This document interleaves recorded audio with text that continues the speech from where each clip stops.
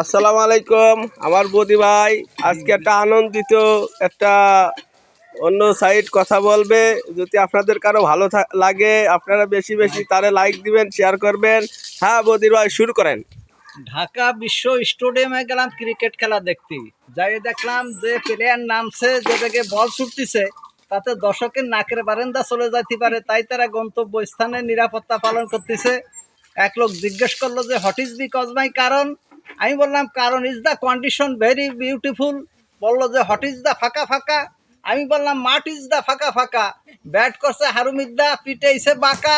দর্শক ছিল তারি সাল মুলতন মিদ্যা, ফাঁসেতে ব্যাক করছে সাকেনের তো খবরই নাই সুলতান মিদ্যাবাদ। মানে তারাই কয় বাপ বেটা, মাদার মাদার ট্যাংরা ফিশ কাটিক, ফাদার মাদার ডাল ভেরি গুড। হ্যাঁ তারপরে যে আবার হাটিস ভাই কাছে এক ভদ্রলোক রাস্তায় দিয়ে হাইটে যাচ্ছে, কয়েক কৃষক রাস্তার সাইডে খাদের ভিতর ধান কাটতেছে।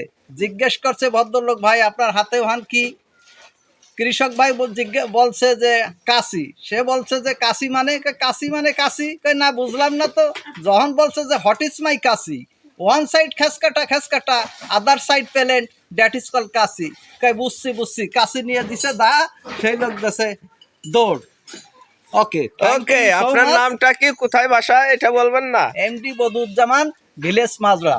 হ্যাঁ ঠিক আছে। আসসালামু আলাইকুম। আপনার বয়ানটা ঠিক আছে ইনশাল্লাহ। আপনি সেই বিষয়ে আপনি খুব ভালো বয়ান দিচ্ছেন। বদি এখন চলে গেছে। বদি ভাইকে বিশাল করে যত্ন করে আদর করে আপনারা লাইক শেয়ার করবেন। রাখি। আসসালামু আলাইকুম।